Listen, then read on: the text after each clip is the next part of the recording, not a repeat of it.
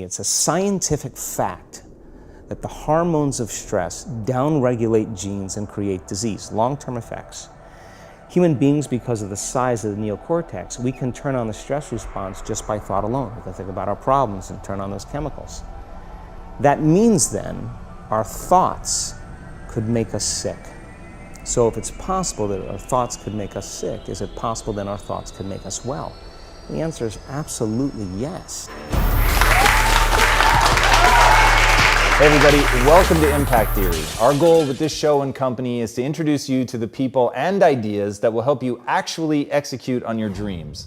All right, today's guest is a New York Times best-selling author and one of the most sought-after speakers in the world. He's lectured and given advanced workshops in more than 30 countries across 5 continents, all with the aim of helping people better understand and unlock the power of their mind. His expertise is the intersection of the fields of neuroscience, epigenetics, and quantum physics, and he's partnered with other scientists across multiple disciplines to perform extensive research on the effects of meditation, using advanced technologies such as epigenetic testing, brain mapping with EEGs, and gas discharge visualization technology. Through his work, he is endeavoring to help advance both the scientific community and the public at large's understanding of mind-derived health optimization, a topic he covered extensively in his groundbreaking book, You Are the Placebo. His teaching has had such a profound impact on the way that people perceive a wide range of brain-related topics around mindfulness and well-being that he's a faculty member at the Quantum University in Hawaii, the Omega Institute for Holistic Studies in New York, and the Kripalu Center for Yoga and Health in Stockbridge, Massachusetts. He's also an invited chair of the research committee at Life University in Atlanta, as well as a corporate consultant where he delivers his lectures and workshops for businesses. So please, help me in welcoming the man who has appeared in such films as Heal, People versus the State of Illusion, and Unleashing Creativity, the author of the recent book, Becoming Supernatural, Dr. Joe Dispenza.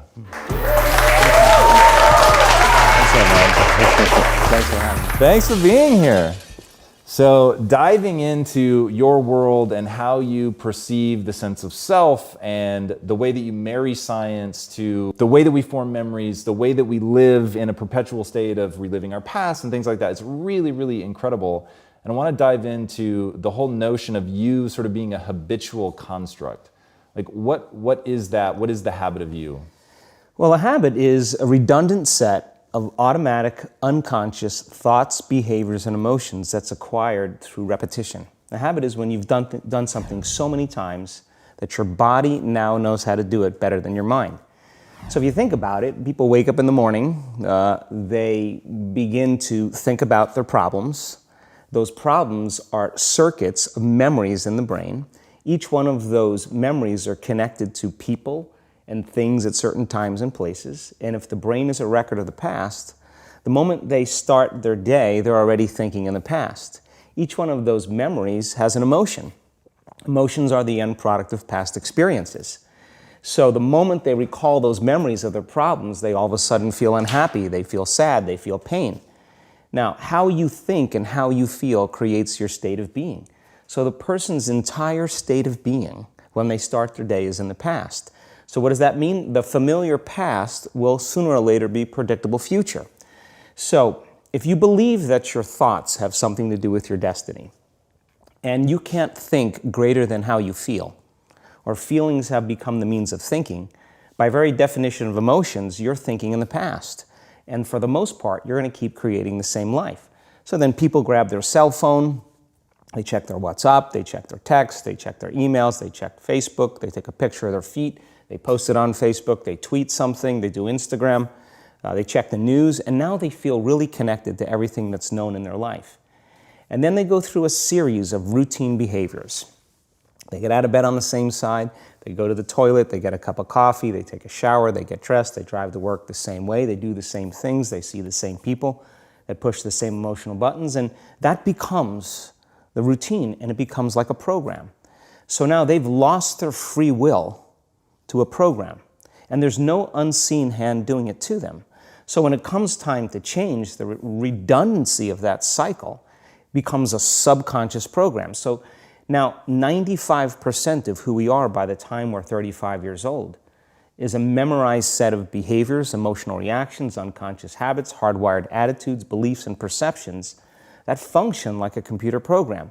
So then a person can say with their 5% of their conscious mind, I want to be healthy, I want to be happy, I want to be free.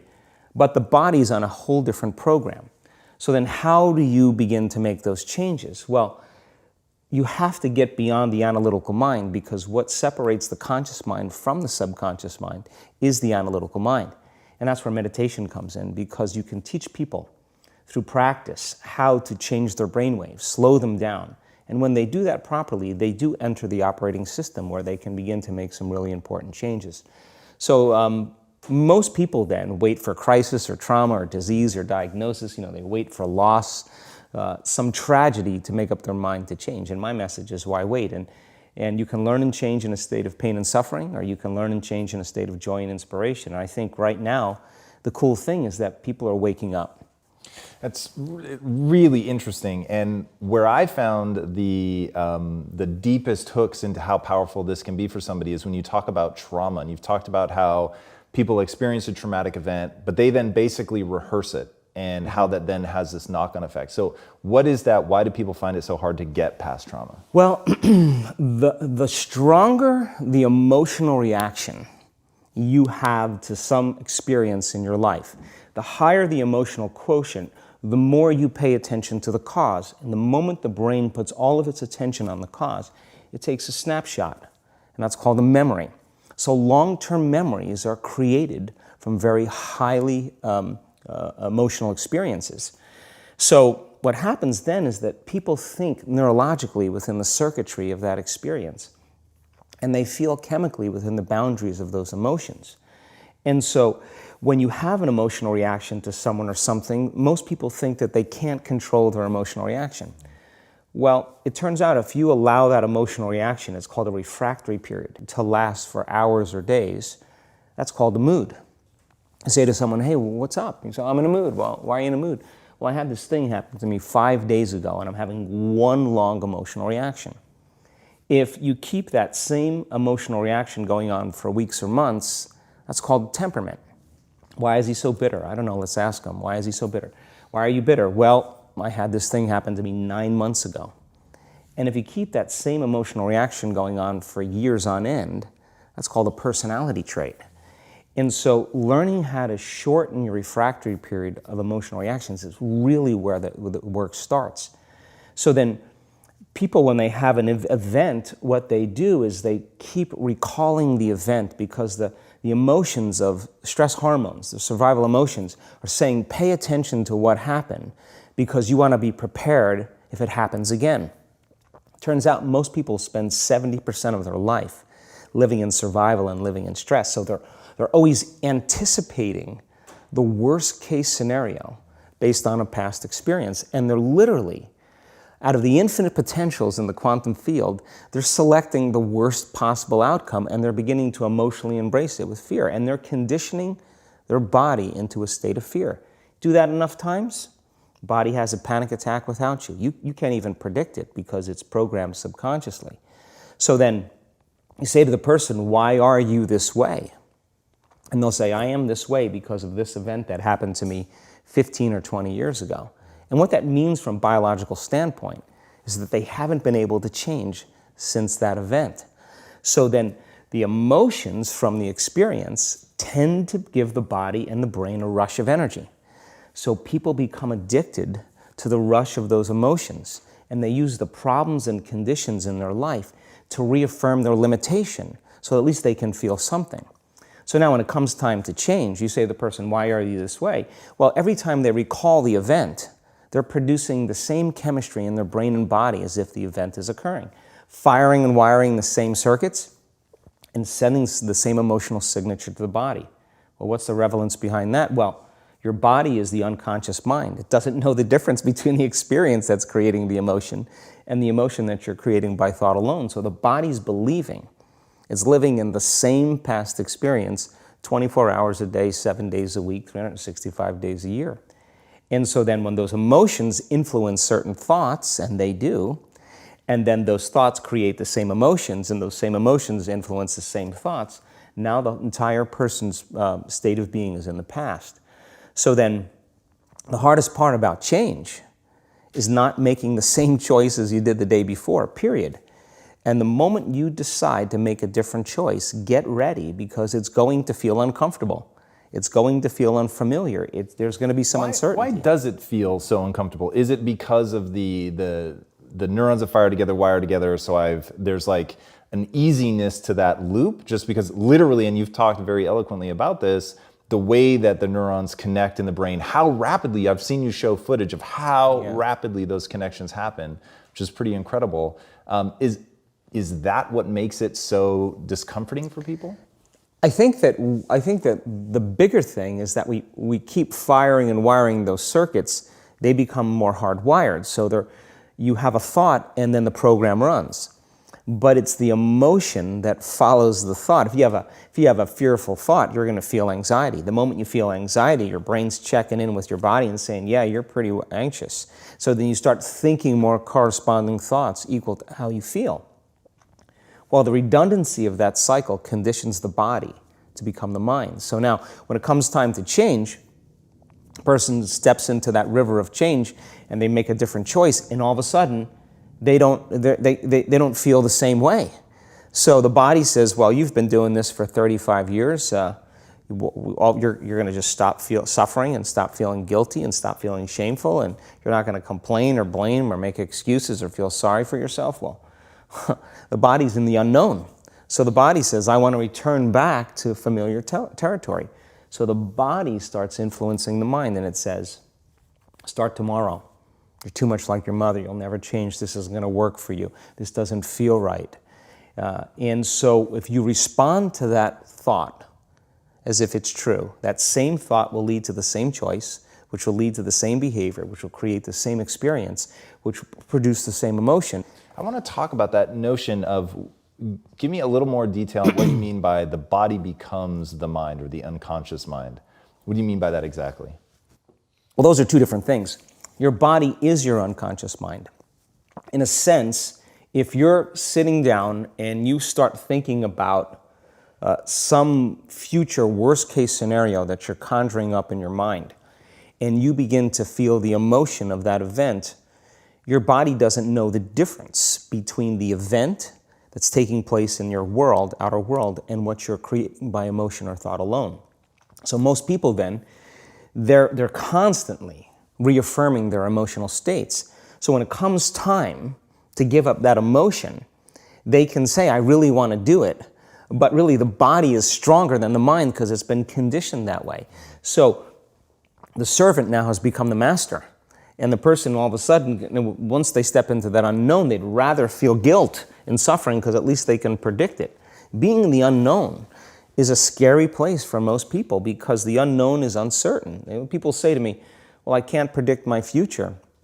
I'm in the unknown, and I always say the best way to predict your future is to create it. Not from the known, but from the unknown. What thoughts do you want to fire and wire in your brain? What behaviors do you want to demonstrate in one day?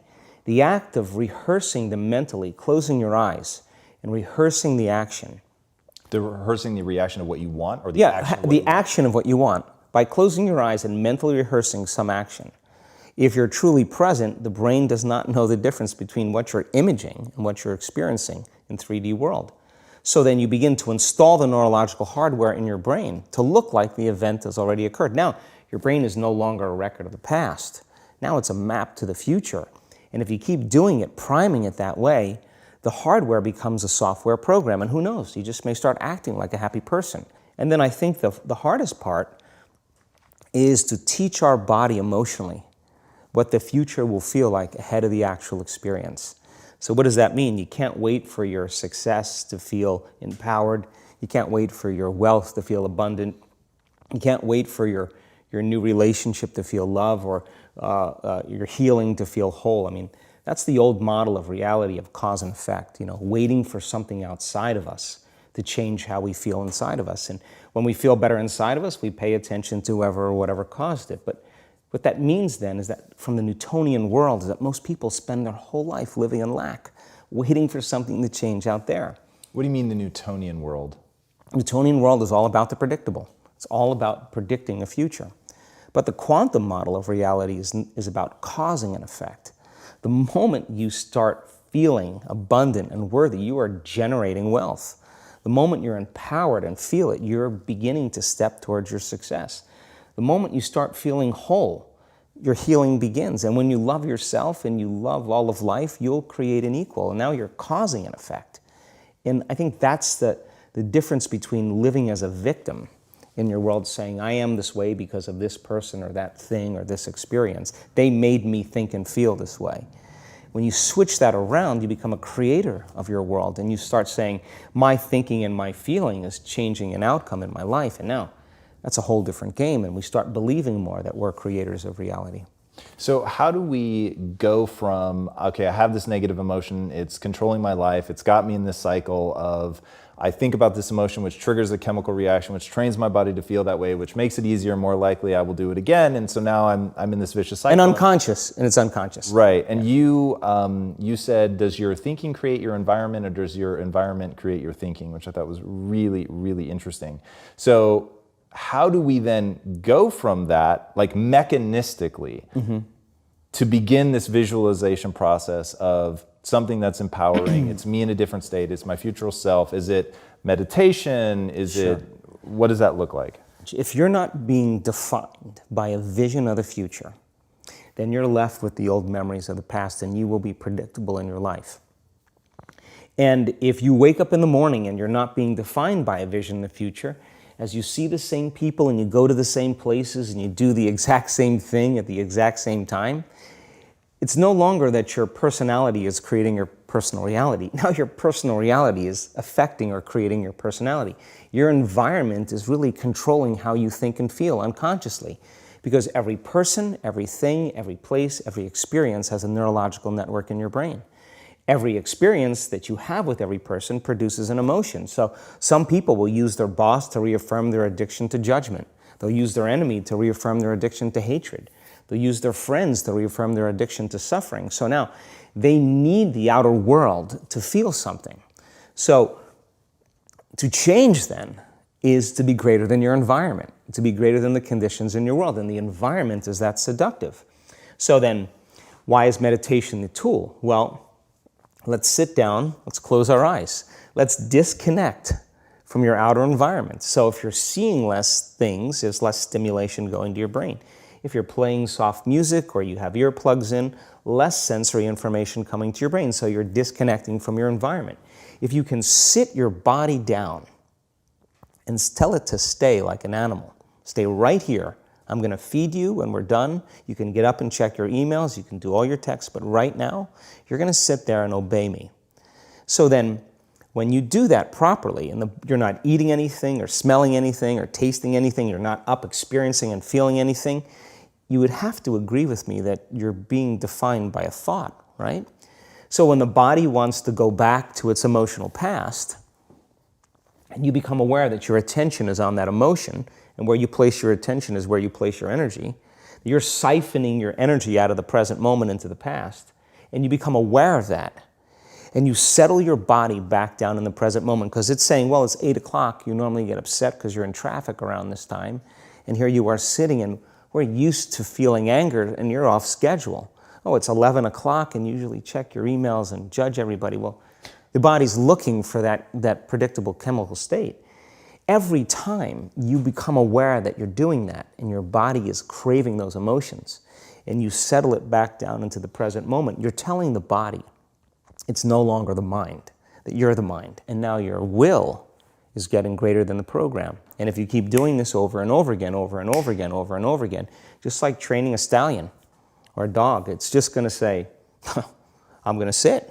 And the moment that happens, when the body's no longer the mind, when it finally surrenders, there's a liberation of energy.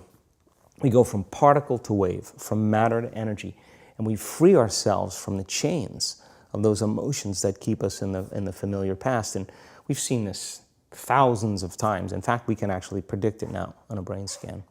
Yeah, I found that so interesting. Let's go a little bit harder on metacognition, the notion that you don't have to believe everything you think. I love the way that you talk about that. Yeah, we have a huge frontal lobe, and it's 40% of our entire brain. And most people, when they have a thought, they just think that that's the truth. And I think one of my greatest realizations in my own journey was just because you have a thought doesn't necessarily mean it's true. So if you think 60 to 70,000 thoughts in one day, and we do, and 90% of those thoughts are the same thoughts as the day before, and you believe that your thoughts have something to do with your destiny, your life's not going to change very much, because the same thought leads to the same choice leads to the same behavior creates the same experience, and the same experience produces the same emotion. And so then the act of becoming conscious of this process to begin to become more aware of how you think, how you act, and how you feel, it's called metacognition. And so then why is that important? Because the more conscious you become of those unconscious states of mind and body, the less likely you're going to go unconscious during the day. And that thought is not going to slip by your awareness unchecked, because it means to know thyself. The word meditation means to become familiar with. So as you become familiar with the thoughts, the behaviors, and the emotions of the old self, you're retiring that old self. As you fire and wire new thoughts and condition the body into a new emotional state, if you do that enough times, it'll begin to become familiar to you. So it's so important, just like a garden. If you're planting a garden, you got to get rid of the weeds. You got to take the plants from the past year and you got to pull them out. The rocks that sift to the top that are like our emotional blocks, they have to be removed. The soil has to be tenderized and broken down. We have to make room to plant a new garden. So primarily, we learn the most about ourselves and others when we're uncomfortable. Because the moment you move into that uncomfortable state, normally a program jumps in. When that program jumps in, it's because the person doesn't want to be in the present moment and engage it consciously. So when you teach people how to do that with a meditative process, it turns out that when they're in their life, they're less likely to emotionally react. They're less likely to be so rigid and believe the thoughts they were thinking. They're more aware of when they go unconscious back into a habit, and that is what starts the process of change.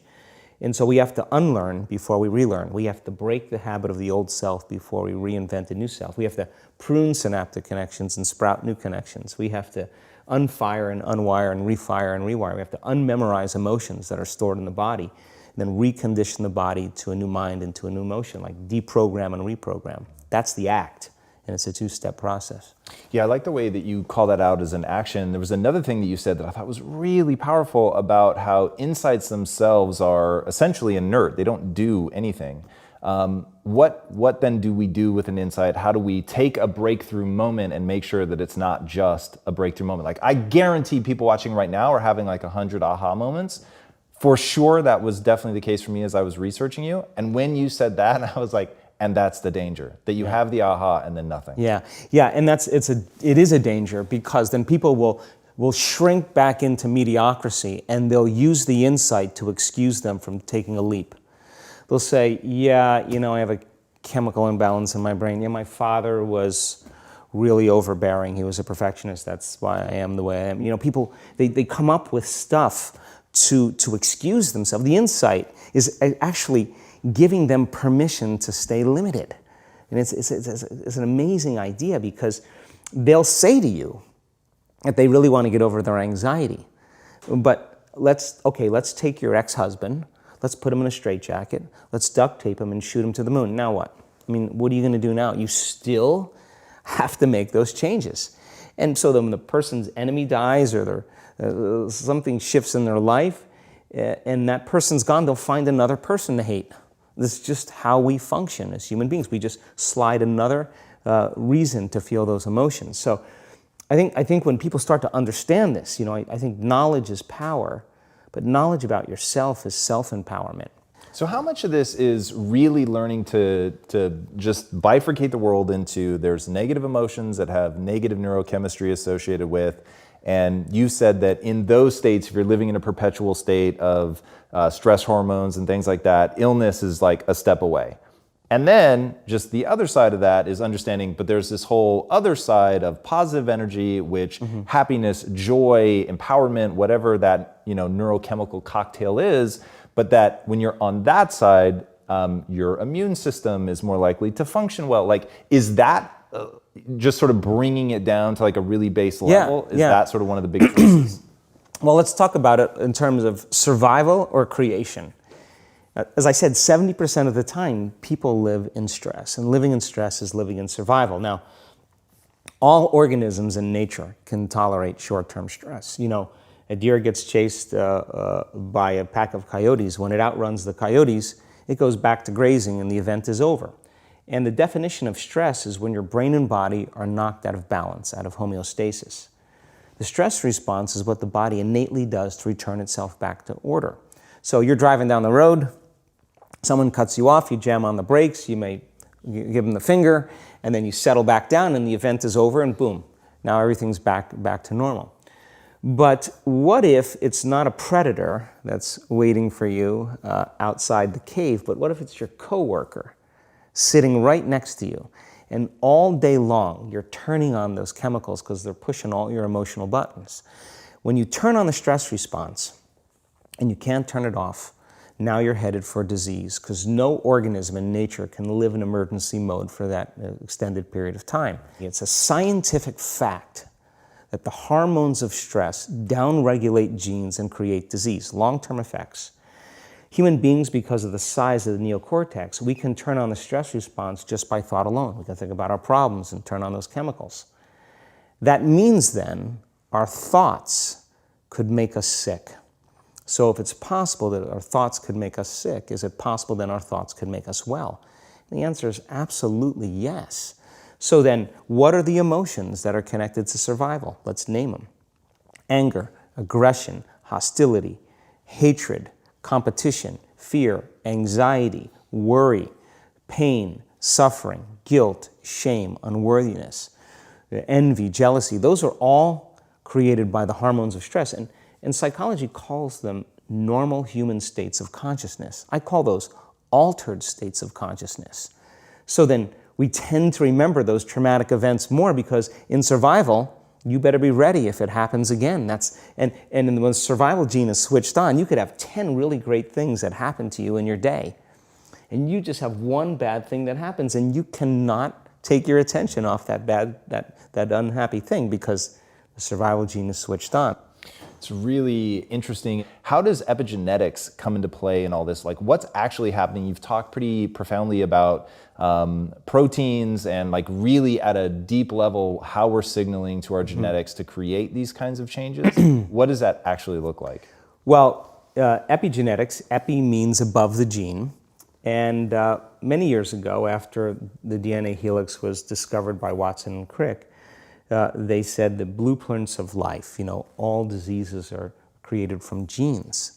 It turns out less than 5%, more like 1% of people on the planet are born with a genetic condition like type 1 diabetes or Tay-Sachs disease or sickle cell anemia.